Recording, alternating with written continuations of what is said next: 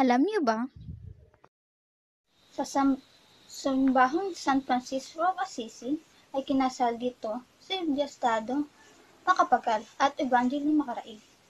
Alam natin kung sino nga ba si Diosdado Macapagal. Si Diosdado Macapagal isinilang noong September 28, 1910 at namatay noong April 21, 1997. Siya ay isang abogado, mahakata, politiko na nagsilbi bilang ika-9 ng Pangulo ng Pilipinas, na naglingkod mula 1961 hanggang 1965, at ang ika-9 na Vice-Presidente na naglingkod mula 1957 hanggang 1961. Siya rin ay naglingkod bilang miyembro ng House of Representatives at naging pinuno ng Constitutional Convention of 1970. Siya rin ang ama ni Gloria Macapagal Arroyo na sumunod sa kanyang landas bilang presidente ng Pilipinas mula noong 2001 hanggang 2010. Si Evangeline naman Macaraig ay itong kanyang asawa na si Diosdado Macapagal ay isinilang noong November 1, 1915 at namatay noong Mayo 16, 1999.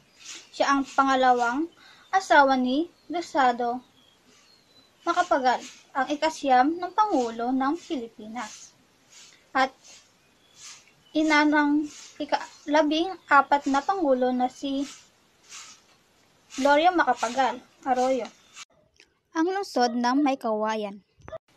Ang Maykawayan ay ikatlong klaseng lungsod na matatagpuan sa Bulacan.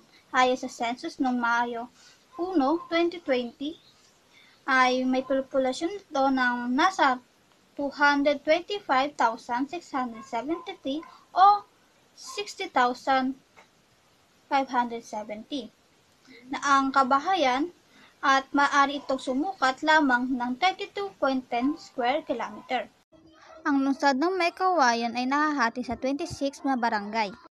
Unang presidente municipal ay si Tomas Testa noong 1902-1903 siya nanungkulan, at noong unang alkalde naman ay si Enrique Legazpi, nanungkulan siya noong 1938 hanggang 1942.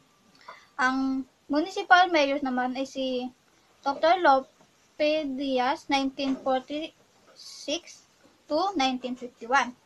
Ang city mayor naman unang nanungkulan ay si Eduardo Ilariela noong 2006-2007.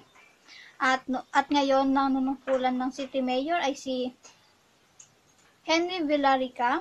Ito ang ilang mga barangay sa Maykawayan na makikita mo sa pinakita kong picture, ay makikita niyo puro simbahan. Simbahan ng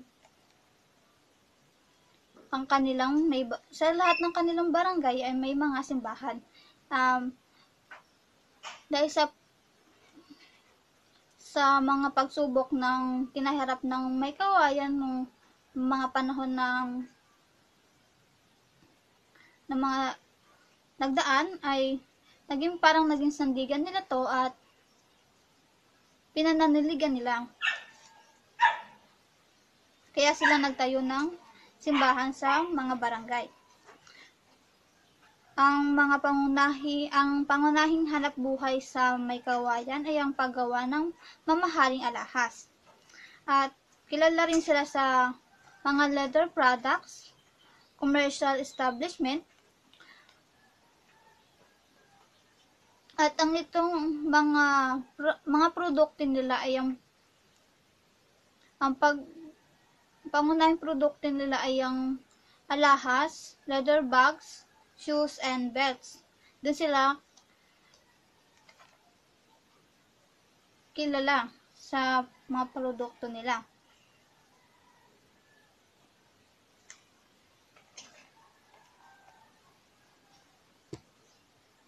At narito ang mga pwede mong bisitahin sa Maykawayan kung gusto nyo mag-travel o kaya mag-family outing, at kung gusto nyo kumain. At hanggang dito na lang ang aking bahagi, natatapos ng aming talakayan. Maraming salamat.